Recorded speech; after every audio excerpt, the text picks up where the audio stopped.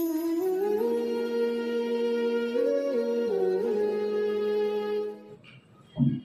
الله الرحمن الرحيم. الحمد لله رب العالمين، والصلاة والسلام على سيد الأنبياء والمرسلين ومن تبعهم بإحسان إلى يوم الدين. حضرت صدر جلسہ، ناظم گرامی قدر، عام گرامی قدر اور شہر کے اطراف اور اکناف سے آئے ہوئے معزز علماء اعظام، حضرات مدرسین کرام، طلباء عزیز، مہمانان کرام اور شہر کے باوقار غیور نوجوانوں، دوستوں، بزرگوں، السلام علیکم ورحمۃ اللہ وبرکاتہ. اعوذ باللہ من الشیطان الرجیم. ان اللہ یأمر بالعدل والإحسان وإیتاء ذی القربى وینہی عن الفحشاء والمنکر والبغی یعظکم لعلکم تذکرون. صدق اللہ مولانا العظیم.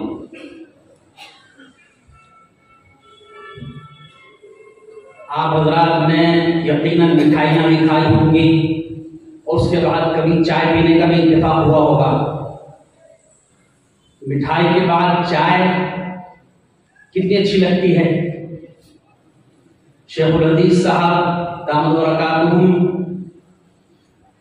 نے مشکاۃ شریف کا اختتام کروایا اور اپنی نصائح عالیہ سے نوازا، اور ہمارے حضرت مفتی صاحب نے مقتضی الحال، جس کو آپ کرنٹ ٹاپک بولتے ہیں، اس کرنٹ ٹاپک کے مطابق بہترین تقریر فرمائی اور امت کی بہترین رہنمائی فرمائی. اب اتنے اچھے اچھے بیانات کے ہو جانے کے بعد اب مجھے حکم ہوا ہے کہ تو مٹھائی میں سب کھلا چکے، اب تو چائے پلا دے. اب میری چائے بھی بہرحال آپ کو پینی پڑے گی، کیونکہ ہمارے عام گرامی قدر مدرسے کے دانی اور ناظم صاحب کا حکم ہے. اس لیے اب میں بھی آپ کو چند منٹوں میں اپنا سبق سنا کر بات جلدی ختم کرنے کی انشاءاللہ کوشش کروں گا. آپ نے خطبات سنے ہوں گے یقیناً، اور ہر جمعے کو خطبہ سنتے ہوں گے. اس میں آخری آیت جس پر خطبہ تقریباً ہر خطیب ختم کرتا ہے، وہ یہ آیت ہے جو میں نے یہاں بیٹھ کر آپ کے سامنے تلاوت کی. ان اللہ یأمر بالعدل والإحسان وإیتاء ذی القربى. اس آیت کا ترجمہ، بے شک اللہ تعالیٰ حکم دیتا ہے، عدل انصاف کا حکم دیتا ہے، اور احسان کا حکم دیتا ہے، اور قرابت داروں کو دینے کا حکم کرتا ہے. وَيَنْهَى عَنِ الْفَحْشَاءِ وَالْمُنكَرِ وَالْبَغْيِ، اور بے حیائی کے کاموں سے، گناہ کے کاموں سے اور ظلم سے ان کو منع کرتا ہے. میں نے جو ترجمہ آپ کے سامنے پیش کیا اسے یقیناً آپ سمجھ چکے ہوں گے کہ اس آیت میں اللہ رب العزت نے 3 کاموں کے کرنے کا حکم فرمایا ہے اور 3 کاموں سے روکا ہے. یہ بڑی عظیم الشان آیت ہے. اگر ساری دنیا کی حکومتیں اور خصوصاً ہمارے ہندوستان کی حکومت اگر اس پوری آیت کو نہیں، اس آیت کا جو پہلا لفظ ہے ان اللہ یأمر بالعدل، اللہ تعالیٰ تمہیں عدل کا، انصاف کا حکم دیتا ہے، اگر اس کو سمجھ لے تو ملک میں پیش آنے والی جتنے بھی مسائل ہیں ان تمام مسائل کا حل ہو جائے گا. جتنی بھی پریشانیاں ہیں تقریباً تمام پریشانیاں دور ہو جائیں گی. عدل کس کو کہتے ہیں؟ آپ جانتے ہیں عدل کا ترجمہ ہے انصاف، لیکن اس کی تھوڑی سی تشریح میں آپ کے سامنے عرض کر دوں. انصاف کا مطلب ہے خالق اور مخلوق دونوں کے حقوق کا وقت پر ادا کرنے کا اہتمام کرنا. ذرا سے الفاظ پر توجہ چاہوں گا. خالق اور مخلوق دونوں کے حقوق کا وقت پر ادائیگی کرنے کا اہتمام کرنا، یہ ہے عدل. بڑا وسیع مفہوم اپنے اندر رکھنے والا لفظ ہے عدل. ان اللہ یأمر بالعدل، اللہ تعالیٰ تمہیں عدل کا حکم دیتا ہے. عدل کو سمجھنے کے لیے تاریخ اسلام سے 2-3 مثالیں میں آپ کے سامنے پیش کرنا چاہتا ہوں. عدل کا مخالف، عدل کی ضد ہے ظلم. عدل کی ضد ہے ظلم. قرآن پاک میں اللہ تعالیٰ نے فرمایا وَمَنْ أَظْلَمُ مِمَّنْ مَنَعَ مَسَاجِدَ اللَّهِ أَنْ يُذْكَرَ فِيهَا اسْمُهُ وَسَعَى فِي خَرَابِهَا. ظلم تو بہت سارے ہیں لیکن ان میں بدترین ظلم اللہ تعالیٰ نے جو قرآن پاک بیان فرمایا وہ یہ فرمایا وَمَنْ أَظْلَمُ، اس سے زیادہ ظالم کون ہوگا، یعنی سب سے بدترین ظلم کرنے والا یہ ظالم ہے. کون؟ مِمَّنْ مَنَعَ مَسَاجِدَ اللَّهِ أَنْ يُذْكَرَ فِيهَا اسْمُهُ وَسَعَى فِي خَرَابِهَا، کہ جو اللہ کی مساجد میں اللہ کا ذکر کرنے سے لوگوں کو روکے اور ان مساجد کو خراب، ویران اور برباد کرنے کے لیے سعی و کوشش کرے. اس کے بالمقابل ایک دوسری جگہ پر فرمایا انما یعمر مساجد اللہ، یقیناً اللہ کی مساجد کو آباد وہی لوگ کرتے ہیں من آمن باللہ والیوم الآخر، کہ جو اللہ پر اور یوم آخرت پر ایمان رکھتے ہوں. میں نے آپ سے عرض کیا کہ عدل اور اس کی ضد ظلم، ان دونوں آیتوں کو ملا کر آپ سمجھ گئے ہوں گے یہ بات کہ بدترین ظلم دنیا کے اندر اللہ تعالیٰ کے گھروں اور مساجد کی بے حرمتی کرنا، اور بہترین عدل، بہترین انصاف، بہترین عمل وہ ہے اللہ کے گھروں کو آباد کرنا. اللہ کے گھر کو آباد کرنا اپنی حیثیت کے مطابق. کوئی شخص اکیلا پوری مسجد بنوا لیتا ہے. سعودی میں بہت ساری مساجد ایسی ملیں گی آپ کو، ہندوستان میں بھی مل جائیں گی، کہ جہاں ایک فرد واحد کھڑا ہو کر پوری مسجد تعمیر کر دیتا ہے. پوری مسجد تعمیر نہیں کر سکتا، اس کی تعمیر میں کسی بھی قسم کا حصہ لے لیتا ہے. یہاں تک کہ 10 روپے چندہ بھی اگر دے دیتا ہے وہ اس آیت پر عمل کرنے کی نیت سے، کہ اللہ تعالیٰ نے قرآن پاک میں فرمایا ہے کہ مسجدوں کو آباد کرنے والے وہی لوگ ہیں جو اللہ پر اور آخرت پر ایمان رکھتے ہیں. تو انشاءاللہ اس حدیث کی فضیلت، اس آیت کی فضیلت اس کو حاصل ہو جائے گی. حضور اکرم صلی اللہ علیہ وسلم نے فرمایا کہ تم اگر دیکھو کوئی شخص مسجد کو آباد کر رہا ہے، اس کے ایمان کی گواہی دو، یہ پکا سچا مومن ہے.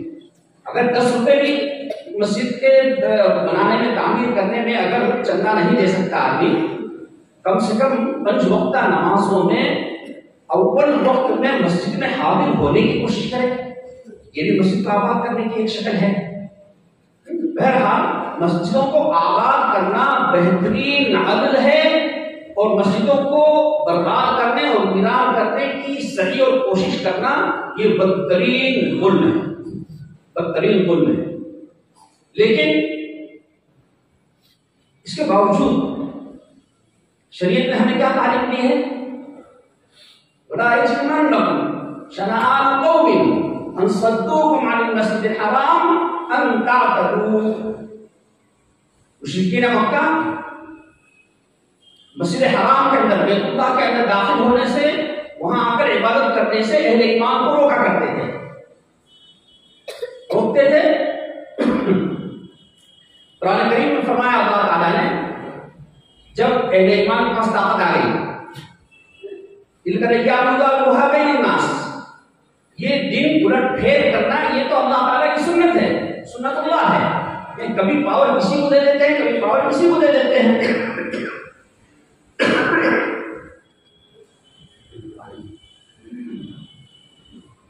بہرحال قرآن پاک میں اللہ تعالیٰ اہل ایمان کو حکم دیتے ہیں کہ ان مشرکین نے تم کو مسجد حرام سے روکا اور دوسرے طرح طرح کے مظالم کیے. ان مظالم کی وجہ سے کہیں تم کو ان کی دشمنی، یہ ہیں تمہارے دشمن، لیکن ان کی دشمنی تم کو اس بات پر آمادہ نہ کر دے، تم کو اس بات پر مجبور نہ کر دے کہ تم حد سے تجاوز کرو، کہ تم حد سے تجاوز کرو، تم ظلم کرنے لگو۔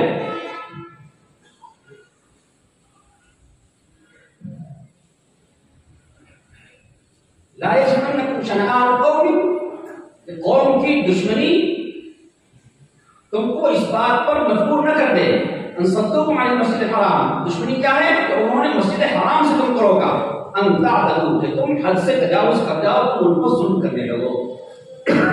دیکھیں کتنا بدترین ظلم ان کی طرف سے سرزد ہوا، اس کے باوجود ہمیں ان پر ظلم کرنے سے شریعت نے روکا ہے، شریعت نے منع ہے کہ ان کے اور تمہارے درمیان کوئی فرق باقی نہیں رہ جائے گا۔ ہم لوگ یہ سمجھتے ہیں کہ نماز، روزہ، ذکر، تلاوت یہی چیزیں فرض ہیں، بے شک یہ فرائض ہیں، لیکن ان فرائض میں اہم ترین فرض مصائب پر صبر کرنا ہے۔ آپ قرآن پڑھا کر دیکھ لیجیے، جگہ جگہ اصبروا، صبر کرو، صبر کرو، صبر کرو۔ کبھی قرآن کی امت کو حکم دیتا ہے، کبھی خاص طور پر سرکار عالم صلی اللہ علیہ وسلم کو حکم دیا جاتا ہے۔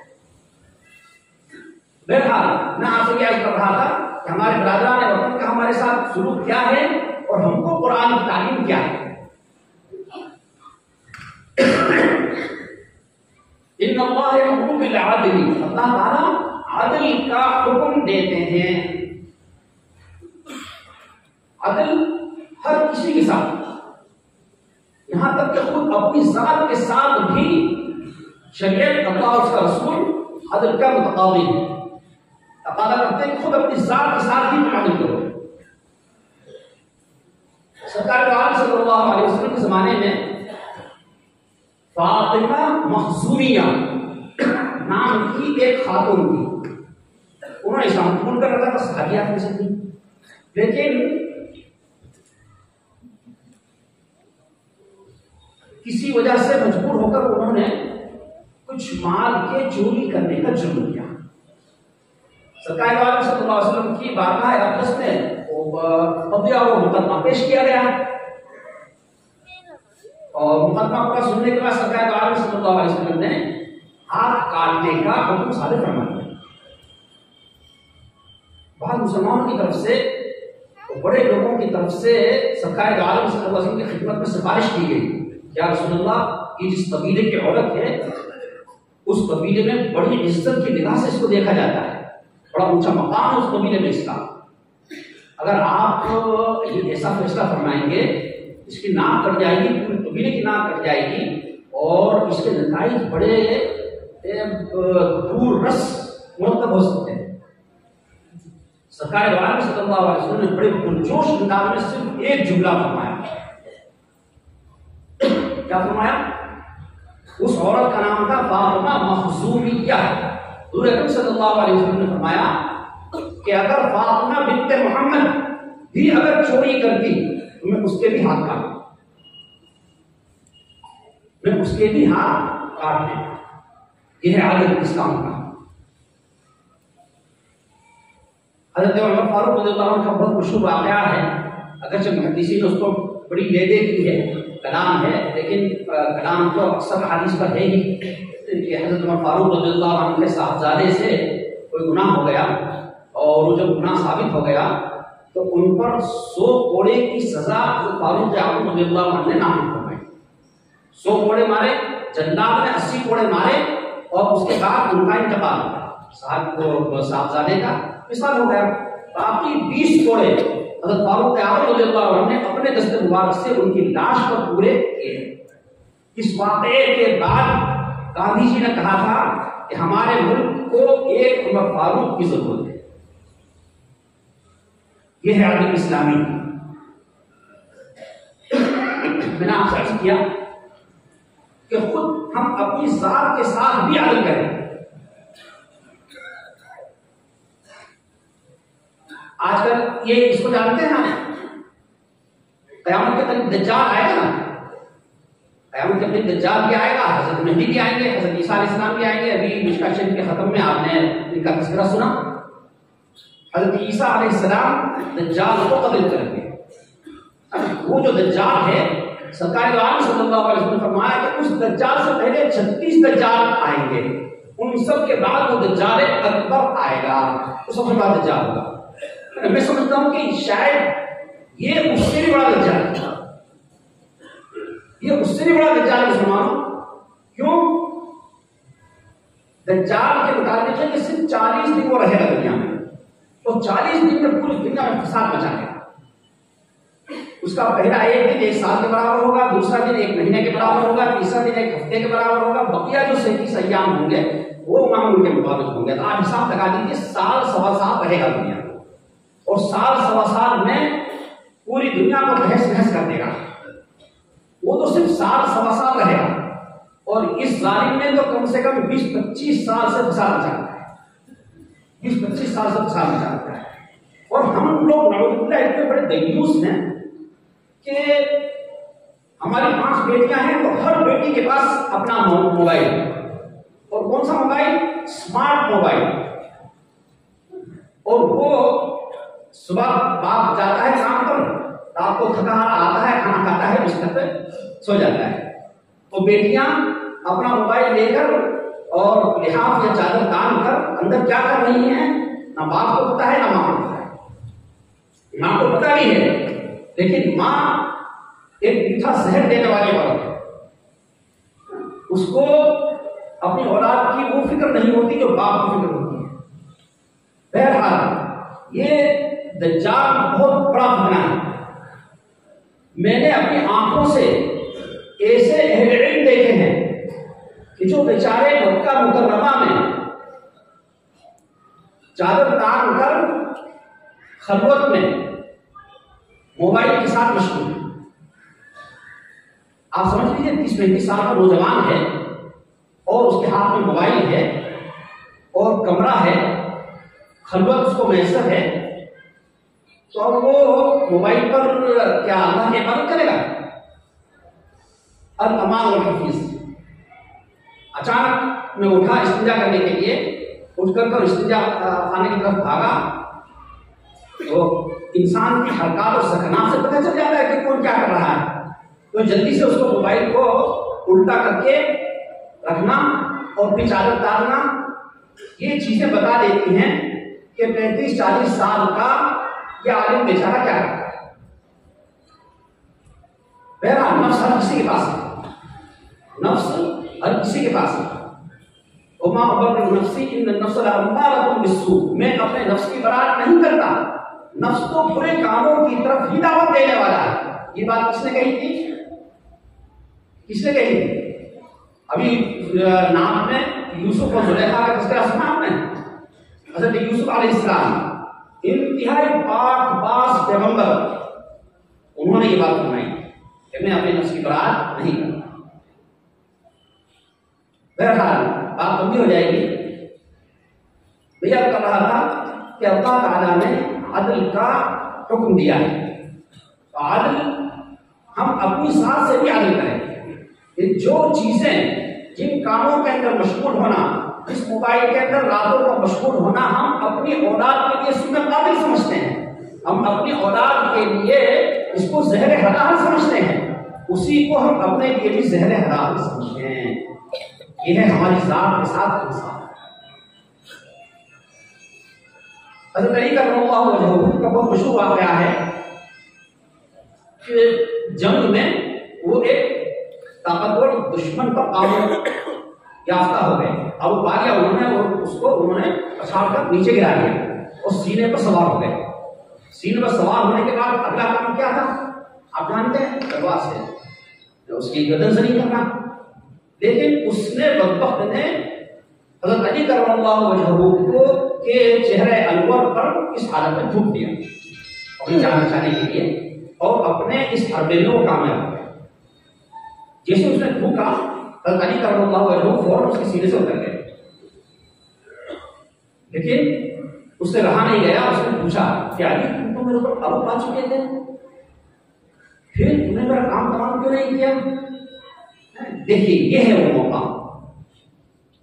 کہ جہاں سے ہمیں اس وقت ملتا ہے کہ ہمیں خود اپنی ذات سے بھی انصاف کرنا چاہیے. اب تک جو چیز عبادت تھی اب وہی گناہ بن گئی. رمضان مبارک کے روزے رکھے ہم نے، رکھیں گے انشاءاللہ. یہاں ایک مختصر سی بات اور آپ سے عرض کر دوں. اللہم بارک لنا فی رجب و شعبان وبلغنا رمضان. رجب کا مہینہ چلتا ہے نا، اس دعا کا زیادہ سے زیادہ اہتمام ان 2 مہینوں میں کرنا چاہیے. اللہم بارک لنا فی رجب و شعبان وبلغنا رمضان. بہت مختصر دعا ہے. اس دعا کو اگر اہتمام کریں گے تو انشاءاللہ اللہ تعالیٰ رمضان تک سلامت رکھیں گے. بہرحال